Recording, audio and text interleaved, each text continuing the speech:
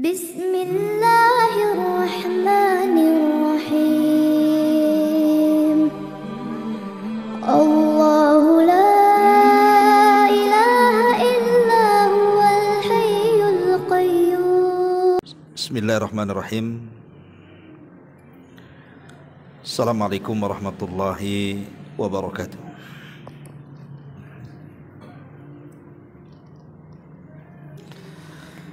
Bihamdillahi wassalatu wassalamu ala rasulillah wa ala alihi wa sahbihi wa mawalah wa la hawla wa la quwata illa billahi wa ba'du.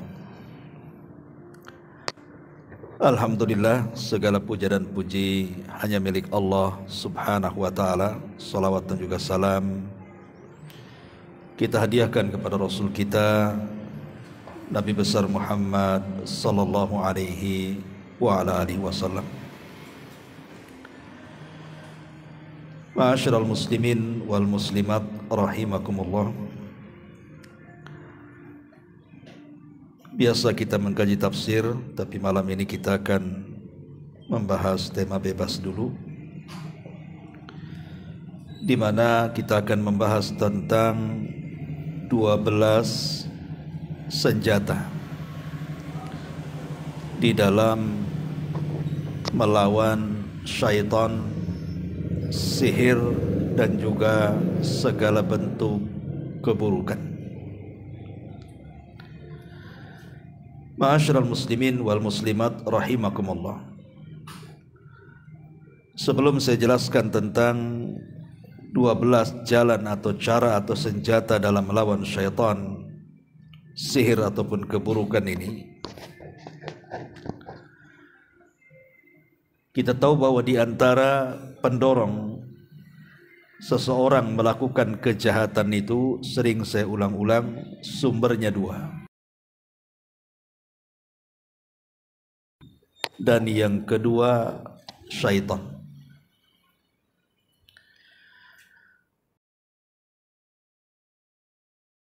Di kalangan jin dan bisa dari kalangan manusia. Apakah semua jin itu setan? Tidak. Tidak semua jin itu setan. Karena di antara jin juga ada yang baik, ada yang tidak baik. Sebagaimana perkataan jin sendiri, wa inna minnas salihuna wa minna duna dzalik kunna tara'iqa qidada. Kami bangsa jin itu ada orang-orang soleh, tapi ada juga yang tidak soleh.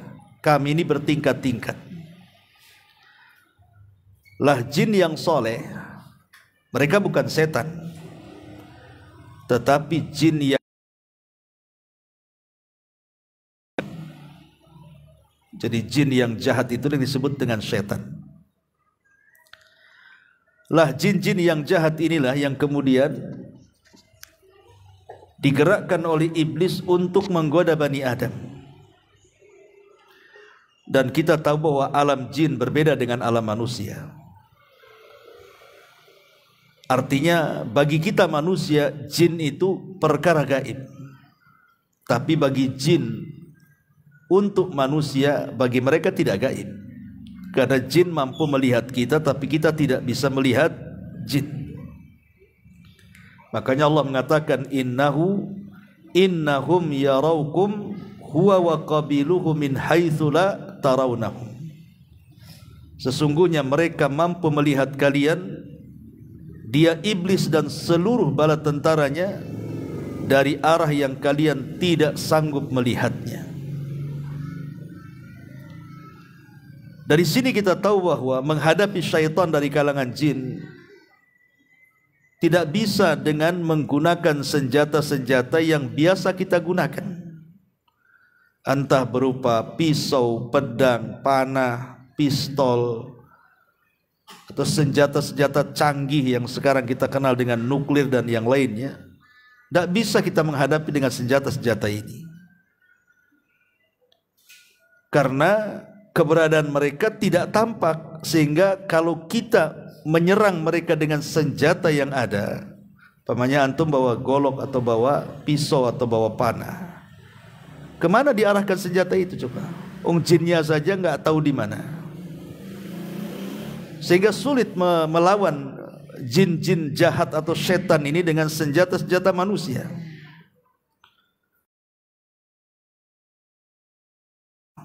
Ada sisi-sisi lemahnya. Lah dalam Islam kita diajarkan ada 12 senjata yang bisa melawan mereka.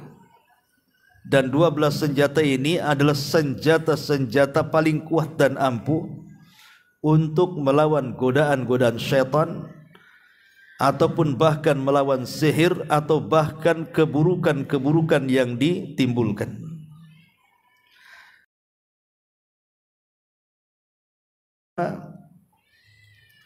Al-isti'anatu billahi wal isti'adzatu billahi minasyaitan. Pertama, al-isti'anah, minta pertolongan kepada Allah. Kemudian minta perlindungan kepada Allah. Karena makhluk yang tidak bisa kita lihat, macam mana akan melawannya? Dan macam mana akan mengalahkannya kalau bukan karena pertolongan Allah dan perlindungan Allah? Makanya senjata yang pertama, mintalah pertolongan kepada Allah dan minta perlindungan kepada Allah. Dan itu sesuai dengan ayat Al-Quran surat Al-A'raf ayat 200. Wa imma yanzaghannaka minasyaitani nazghun fasta'idz billahi innahu sami'un alim. Apabila datang gangguan kepadamu dari setan, sebuah gangguan, maka bersegeralah isti'adzah, meminta perlindungan kepada Allah, karena dia zat yang maha mendengar lagi maha mengetahui. Jadi kalau kita sudah mulai merasakan ada gangguan-gangguan setan, bersegeralah kita mengucapkan a'udzu billahi minasyaitonir rajim. Contoh umpamanya orang mimpi buruk, dan mimpi buruk itu dipastikan dari setan, kemudian bangun. Maka syariat yang disyariatkan kepada kita, apabila kita mimpi buruk, kita langsung ta'awudz kan, a'udzubillahi minasyaitonirrajim, kemudian meludah ke kiri 3 kali, supaya setan itu tidak mengganggu tidur kita kembali, alias membuat mimpi-mimpi buruk. Bahkan kalau seandainya kita dalam salat sekalipun, kita digoda oleh setan sehingga dicuri kehusuannya, kita tidak bisa khusyuk dalam salat, maka kita disuruh untuk ta'awudz, a'udzubillahi minasyaitonirrajim, kemudian meludah ke kiri 3 kali. Pokoknya kapan saja ketika kita merasakan takut, entah di rumah, entah di jalan, entah melewati tempat-tempat yang menakutkan, maka ta'awudlah kepada Allah Subhanahu wa taala, karena ketakutan itu memang dibuat oleh setan. Sengaja kita takut, maka ucapkan a'udzubillahi minasyaitonirrajim, karena ini senjata yang paling ampuh melawan syaitan. Kemudian yang kedua, zikrullahi azza wa jal wal mudawamatu alaihi. Jangan tinggalkan zikir. Zikir itu artinya mengingat Allah. Karena begini ikhwan, kita tahu bahwa syaitan ini berusaha menggoda Bani Adam itu dengan cara apa? Dibuatnya Bani Adam itu lupa. Macam mana mereka itu lupa kepada Allah. Yang boleh jadi mungkin lupa sholat, lupa sedekah, lupa puasa, dan lupa-lupa yang lainnya. Jadi tujuan setan itu supaya manusia tidak melakukan ketaatan, dibuat dia lupa. Maka untuk melawan lupa ini yang diakibatkan oleh setan, kita lawan dengan kebalikannya. Lawan lupa, ingat. Maka berzikirlah kepada Allah, karena zikir itu artinya ingat Allah dan melawan rasa lupa yang dibuat oleh setan. Perbanyak zikir kepada Allah Azza wa Jalla, tasbih, takbir, tahmid, tahlil, gitu ya. Ma'asyiral muslimat yang muslimin wal muslimat rahimani wa rahimakumullah. Disebutkan dalam asar Abdullah ibn Abbas dan yang lainnya, wa huwa makna qauluhu ta'ala, ketika bicara tentang makna firman Allah Azza wa Jal, min syarril waswasil khannas alladzi waswisu fi sudurin nas. Kita berlindung dari keburukan waswas. Waswas ditimbulkan dari siapa? Dari khannas. Khannas itu makhluk yang tidak terlihat alias jin. Jin yang jahat. Sekali lagi ya, kalau jin yang baik tidak setan. Yang terus memberikan waswas kepada dada-dada manusia. Inilah setan selalu memberikan waswas. Makanya kenapa waswas ini dibuatnya orang lupa ketika sholat tadi 2 rakaat ke 4 rakaat, 3 rakaat kah 1 rakaat, pokoknya dibuat lupa tuh. Maka ketika kemudian kita diberikan waswas seperti ini, maka bersegeralah berzikir kepada Allah Subhanahu wa taala dengan cara ya ta'awud seperti tadi atau zikir-zikir yang lainnya. Ini yang kedua. Yang ketiga, al-musara'atu ila fi'lil khairat. Bersegeralah dalam mengerjakan kebaikan. Karena di antara tugas setan itu bagaimana caranya kita ini malas beribadah. Makanya oleh setan itu dibuat macam-macam permainan. Dibuat macam-macam perbuatan-perbuatan mubah akhirnya menjadi haram. Contoh umpamanya orang jalan-jalan, olahraga, itu kan perkara mubah, bahkan terkadang diperlukan olahraga itu untuk kesehatan kan. Tapi terkadang ada olahraga itu kebablasan. Saking asik main bola, main futsal, main ini, lupa waktu sholat kan jadinya. Jadi banyak perkara-perkara mubah itu menjadi haram ketika kemudian melalaikan ibadah. Makanya untuk melawan waswas setan seperti ini adalah bersegera. Datang waktu sholat, segera sholat. Ya. Datang pengajian, segera datang ke pengajian. Datang sedekah, segera bersedekah, dan begitu seterusnya. Pokoknya bersegeralah dalam melakukan sebuah kebaikan. Ini yang nomor 3. Yang nomor 4, al-mubadaratu ila at-taubati idza waqa'al insanu fi dzambin. Bersegera bertobat ketika melakukan dosa.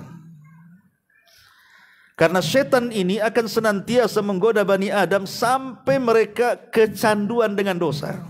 Bahkan satu dosa akan melahirkan dosa yang lainnya. Dosa yang lainnya akan melahirkan dosa yang lainnya lagi. Dan begitu seterusnya. Jadi setan itu akan terus supaya kita ini melakukan dosa. Maka untuk melawan perbuatan setan yang mengakibatkan kita melakukan dosa adalah bertobat. Segera bertobat. Apabila kita melakukan dosa, segera bertobat. Kalau besok melakukan dosa lagi, bertobat lagi, dan begitu seterusnya.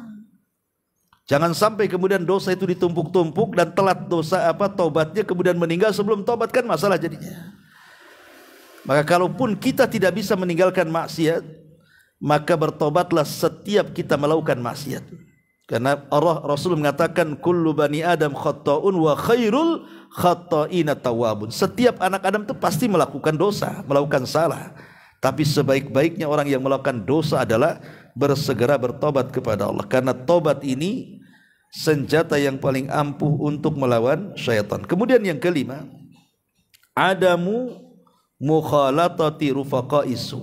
Tinggalkan, jangan berkawan dengan teman-teman yang buruk.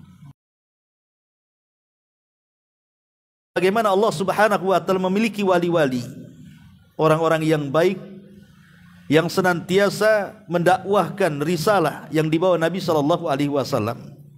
Setan pun punya wali-wali yang ikut memperjuangkan dakwah setan untuk menuju neraka dari kalangan manusia. Jadi setan itu punya juga perwakilan, maksudnya dari kalangan manusia untuk membantu dakwahnya, sebagaimana para malaikat juga sama.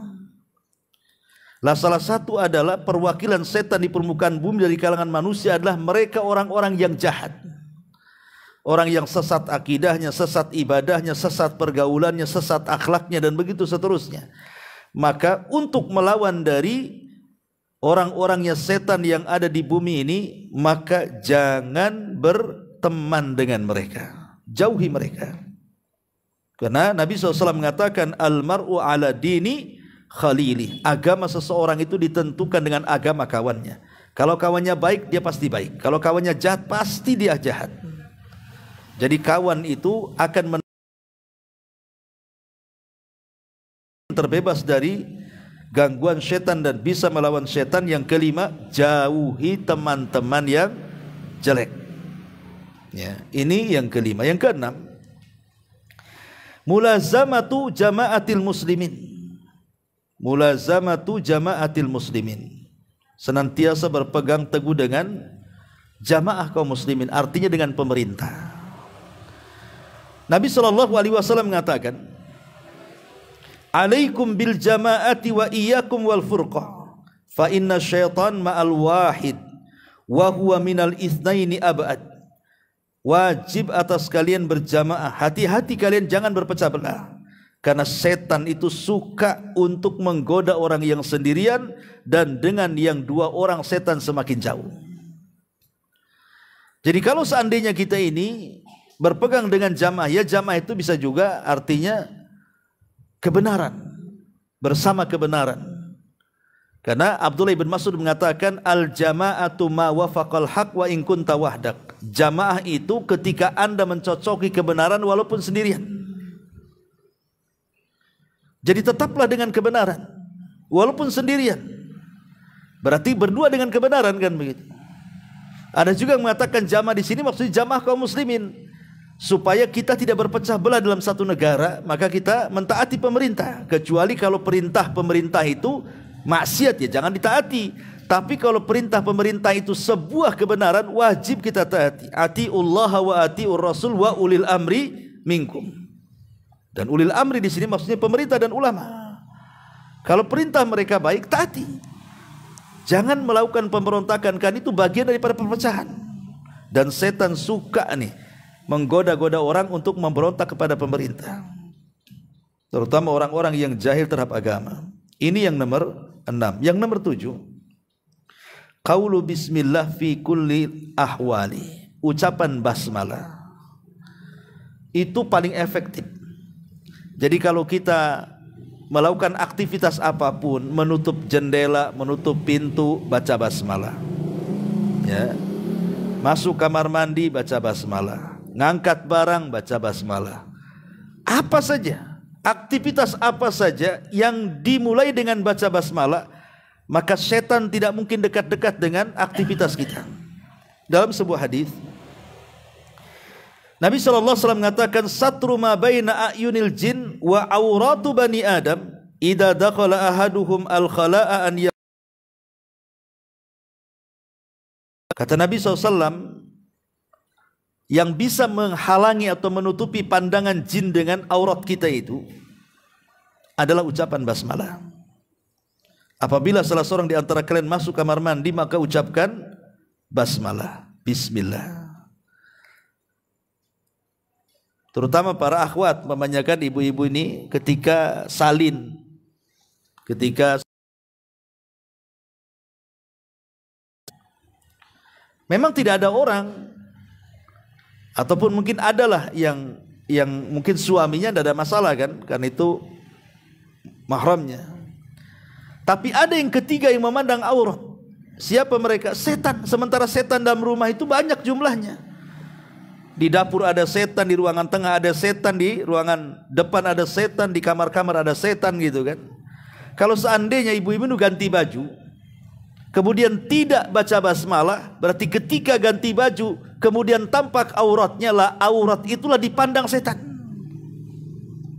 Lama-lama memandang, akhirnya jatuh cinta pula dia. Ini bahaya kalau sudah setan jatuh cinta tuh.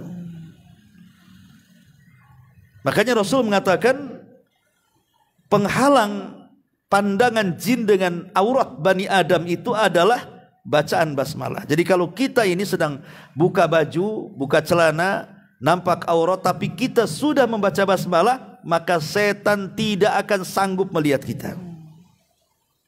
Maka bacalah basmalah. Dalam hadis yang lain, an rajulin min ashabi Nabi sallallahu alaihi wasallam, tentang seorang sahabat dari sahabat Rasul, dia mengatakan, Kuntu radifan Nabi, aku dibonceng di belakang Nabi. Fa'atharat dabbatun fakultu ta'isa syaitan. Tiba-tiba kendaraannya, binatang yang ditunggangi itu terprosok. Karena terprosok, akhirnya dia melaknat binatang itu dan mengatakan ta'isa syaitan, celaka setan. Maka Rasul mengatakan la taqul ta'isa syaitan, jangan kau katakan celaka setan. Karena unta itu kan dari tabiatnya dari tabiat setan kan, lain dengan kambing. Kalau kendaraan unta itu kan tabiatnya dari setan. Jadi orang ini refleks mengatakan celaka setan. Maka Rasul mengatakan jangan kau katakan seperti itu. Fa innaka idza qulta dzalik ta'azzama hatta yakuna mithlal bait. Sebab kalau engkau mengucapkan kalimat itu, setan merasa besar kepala seolah dia sebesar rumah. Walakin kul, tapi katakanlah bismillah. Jangan ta'isa syaitan. Fa innaka idza qulta dzalika tasaghara hatta yakuna mithla dzubab. Sebab kalau kita membaca basmalah, maka setan akan menjadi kecil seperti lalat di hadapan kita. Jadi kalau seandainya antum ini di jalan kesandung, kaget, latah, kalau bisa latahnya itu bismillah. Ya. Ini enggak, latahnya apa? Jangkrik. Jangkrik bulan-bulan latah. Ya, salam. Ya. Setan makin senang lah. Jadi kalau memang harus latah gitu ya, kesandung atau kaget, biasakan baca basmalah. Supaya setan itu yang menggoda kita akan semakin mengecil dan seolah-olah seekor lalat di hadapan kita nggak ada harganya. Jangan melaknat. Ya, jadi itulah kehebatan basmalah ketika melawan syaitan. Ini yang ketujuh. Yang kedelapan, qiraatu ayatil kursi. Baca ayat kursi. Kalau kita takut lewat sebuah tempat, baca ayat kursi. Ya.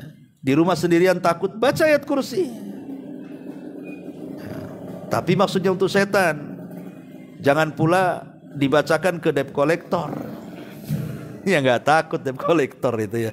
Takut saya mau ditagih nih utangnya. Baca ayat kursi, tetap dia datang nagih itu. Maksud saya di sini baca ayat kursi kalau takut dari setan. Karena ada kisah tentang Abu Hurairah radhiyallahu an ketika ditugaskan Rasul untuk menjaga pembendarahan zakat fitrah di bulan Ramadan. Tiba-tiba malam-malam dicuri berasnya. Dikejar balikan gandum itu. Kau akan kulaporkan kepada Nabi. Kata orang ini, jangan. Aku ini orang susah, keluargaku butuh makan. Bukankah ini harta zakat? Kan gak ada masalah, dikeluarkan untukku katanya. Akhirnya dilepas sama Abu Hurairah karena kasihan. Besok lagi nyuri lagi, ketangkap, alasannya sama. Besoknya lagi mencuri, ketangkap, alasannya sama. Sampai 3 kali, kata Abu Hurairah, gak bisa. Kau udah 3 kali, ayo kau harus kubawa kepada Nabi. Kata orang ini, jangan. Gini sajalah Abu Hurairah, bagaimana kalau kita barter? Kata Abu Hurairah, barter dengan apa? Ku ajarkan kepadamu satu ayat dalam Quran yang kalau kau baca sebelum tidur, maka engkau akan dijaga Allah, tidak akan didekati setan sampai subuh. Kemudian orang yang mencuri ini membaca ayat kursi. Allahu la ilaha illa huwal hayyul qayyum ila akhiril ayat. Keesokan harinya berjumpa dengan Nabi. Nabi sudah tahu, ya kan ada wahyu kan. Ya Abu Hurairah, tamu yang semalam kenapa kau lepas katanya. Belum melapor sudah tahu.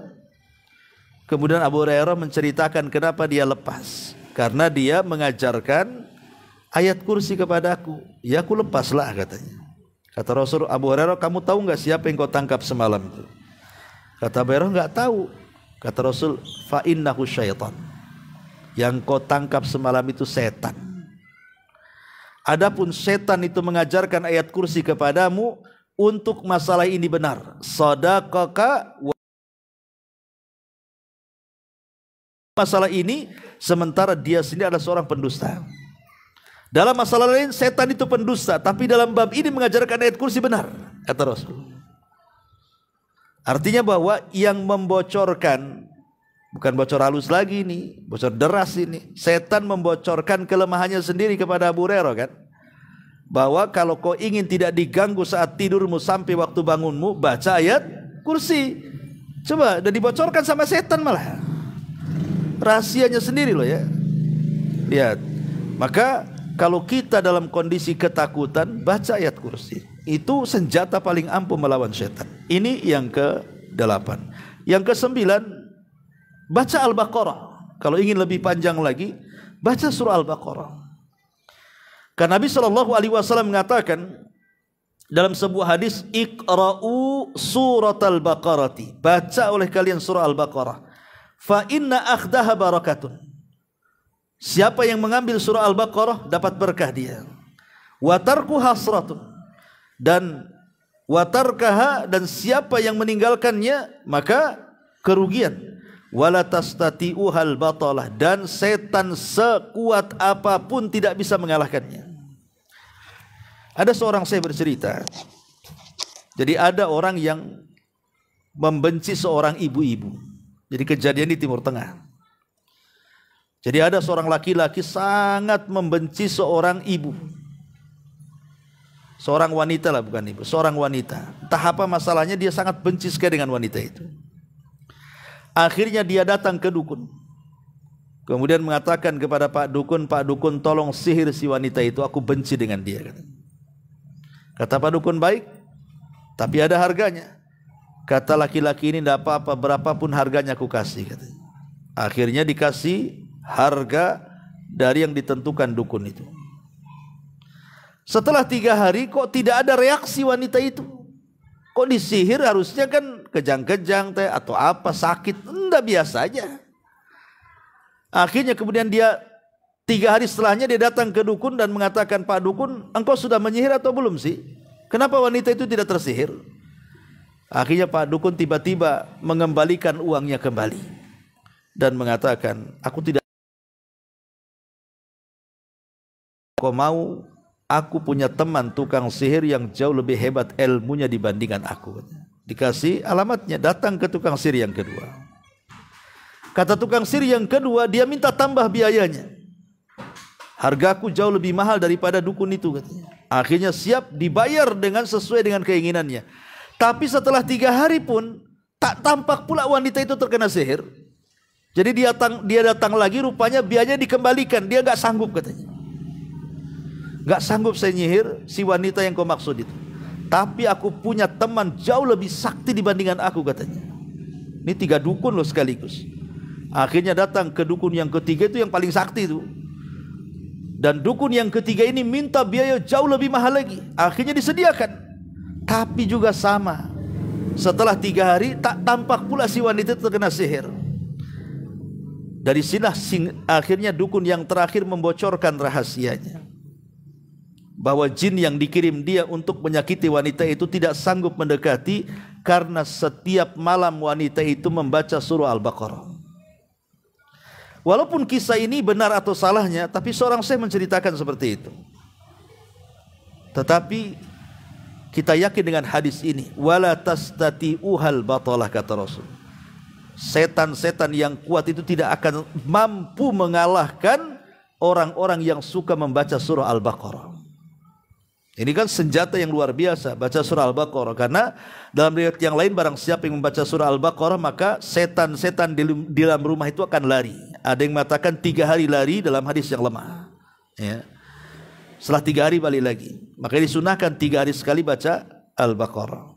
Ini yang ke-9. Yang ke-10, qira'atu surah Al-Mu'awwidhataini, baca surat perlindungan, Qul a'udzu birabbin nas dan Qul a'udzu birabbil falaq.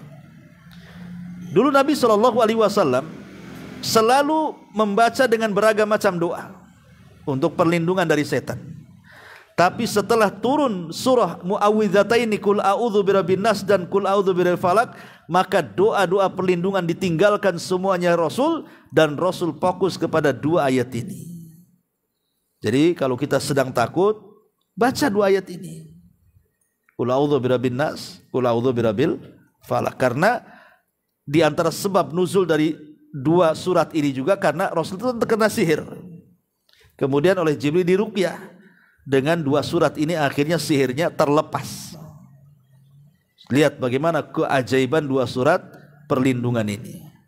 Mampu melawan sihir, setan dan keburukan. Ini yang ke-10.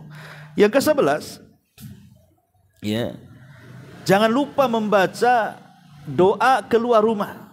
Jadi kalau kita ini mau keluar rumah, jangan diam saja. Di sana ada doa bismillahi tawakkaltu 'alallah la haula wala quwata illa billah. Apa sebab manfaatnya hanya membaca bismillahi la haula wa apana bismillahi tawakkaltu 'alallah la haula wala quwata illa billah itu. Rasul mengatakan seperti dalam hadis, perhatikan. Kata Nabi sallallahu alaihi wasallam, "Idza kharaja ar-rajulu min baitihi faqala." Apabila seseorang keluar dari rumahnya kemudian dia membaca bismillahi tawakkaltu 'alallah dengan menyebut nama Allah, aku tawakal kepada Allah. Wala haula wala quwata illa billah, tidak ada daya dan upaya kecuali hanya milik Allah. Yuqalu, akan dikatakan kepada orang yang mengucapkannya, hudita wa kufita wa wukita. Orang ini telah diberikan hidayah, orang ini telah dicukupi, dan orang ini telah dipelihara. Fatanahalahu syayatin, maka setan tidak mungkin mendekati orang ini. Jadi orang yang keluar membaca bismillahi tawakkaltu 'alallah la haula wala quwata illa billah, maka di luar itu setan gak akan dekat-dekat sama orang ini. Apa alasannya? Yaqulu lahu syaitan. Ini setan sendiri yang ngomong, ya, kepada setan yang lainnya. Kaifa laka birajulin qad hudiya wa kufiya wa wukita. Bagaimana mungkin aku akan menggodanya sementara dia sudah diberikan petunjuk, sudah dicukupi dan dipelihara Allah, katanya. Makanya ini penting, terutama Anda yang mau safar jauh, mau ninggalin rumah pas liburan anak-anak kan, mau mungkin ke Padang, yang lainnya ke Jawa, yang lainnya ke Jambi, yang lainnya kemana-mana lah pokoknya kan. Maka ketika keluar rumah itu baca doa ini, supaya selama perjalanan sehari 2 hari itu betul-betul tidak ada setan. Bacaan bismillahi tawakkaltu 'alallah la haula wala quwata illa billah. Kemudian yang nomor 12, bacaan a'udzu bikalimatillahi tammati min syarri ma khalaq. Kata Rasulullah, idza nazala manzilan faqala a'udzu bikalimatillahi tammati min syarri ma khalaq lam yadhurruhu syai'un hatta yartahila min manzilihi dzalik. Barang siapa yang lewat di sebuah tempat yang menakutkan, lewat kuburan, lewat kebun, lewat hutan, lewat gunung, padang pasir, atau sendirian di rumah, atau baru beli rumah, ya, takutnya banyak setannya, baca saja doa ini.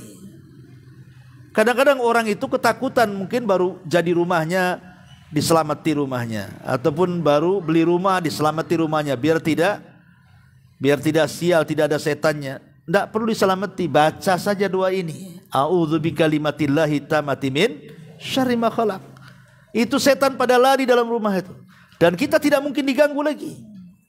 Maka penting membaca doa ketika kita menghadapi perasaan takut. Kemudian juga yang nomor 13 adalah al-istiqamah. Berusaha untuk istiqamah. Istiqamah di dalam ketaatan kepada Allah, karena akhir-akhir kematian orang ketika mendekati ajalnya, itu setan akan banyak di situ. Menggoda jangan sampai anak Adam ini mati dalam kondisi husnul khotimah. Mereka akan terus memberikan was-was bagaimana caranya dia mati menjadi su'ul khotimah. Ya. Tetapi orang-orang yang istiqomah saat kematiannya, malaikat akan turun banyak, sehingga tidak mungkin setan dekat-dekat tempat yang banyak malaikatnya. Allah Subhanahu wa taala mengatakan, innal ladzina qalu rabbuna Allah tsumma istaqamu tatanazzalu alaihimul malaikah alla takhafu wa la tahzanu wa abshiru bil jannati allati kuntum tu'adun. Orang-orang yang mengatakan Rabb kami Allah kemudian istiqamah, artinya dia melaksanakan perintah, menjauhi larangan, menikmati yang dihalalkan, menjauhi yang diharamkan. Itulah istiqamah dengan 4 perkara ini. Maka saat kematiannya malaikat akan banyak turun kepadanya. Dan kalau sudah banyak turun malaikat di situ, setan gak mungkin dekat. Ya.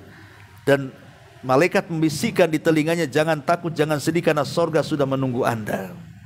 Kemudian malaikat mengatakan, malaikat maut, keluarlah wahai ruh yang baik kepada keridhaan Allah Subhanahu wa taala. Jadi istiqomah ini juga senjata yang paling ampuh untuk melawan setan. Dan yang terakhir tentunya juga banyak-banyak berdoa kepada Allah Subhanahu wa taala, karena doa itu silahul mukmin, senjatanya orang Islam. Inilah di antara 12 atau 13 atau 14 ya lupa tadi.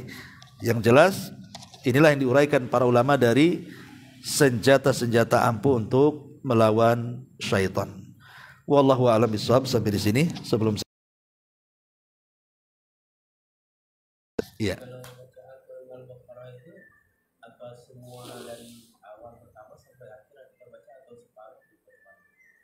Dalam hadis surat Al-Baqarah, kalau disebut surah Al-Baqarah ya sempurna. Dan tidak harus membaca semua, maksudnya dalam satu duduk semua dibaca, kan bisa dicicil. Ya. Nyicil kayak antum ambil barang kredit kan nyicil juga. Jadi baca Quran boleh juga nyicil. Pagi umpamanya setengah juz, siang setengah juz, sore setengah juz, kan cuma 2 juz setengah lebih saja. Kan dibuat setengah juz, lama-lama malam selesai. Ya kan? Tidak harus diselesaikan hari ini, besok tandai saja. Ya. Nanti kalau selesai balik lagi, sudah selesai. Kalau sudah terbiasa orang baca Quran, apalagi Al-Baqarah sudah hari-hari kita baca, itu sudah separuh hafal kita ini, akan cepat biasanya. Kalau hari-hari kita baca ya, pemain sampai entah 100 atau 200 kali mungkin, karena per 3 hari atau per 2 hari kita baca, itu lama-lama hafal sendiri itu. Awalnya megang mushaf, ya. Tapi kalau terus bisa ratusan kali, lama-lama hafal. Lihat orang yang Sinan itu, ya kan mereka hafal surah Yasin kan, walaupun nggak bisa baca Quran tuh karena denger. Ya. Jadi kalau kita terus-terusan baca Quran, walaupun pegang mushaf tuh lama-lama lancar, lama-lama hafal, dan lama-lama cepat juga. Ya. Wallahu a'lam. Ya kalau antum terlalu panjang surah Al-Baqarah ya ayat kursi kan pendek, atau akhir daripada surah Al-Baqarah amanah Rasul, itu juga bisa melawan setan gitu ya kan. Wallahu a'lam. Baik, sampai di sini. Subhanaka wa bihamdika asyhadu an la ilaha illa anta astaghfiruka wa atubu ilaik. Allahu taala alam. Assalamualaikum warahmatullahi wabarakatuh.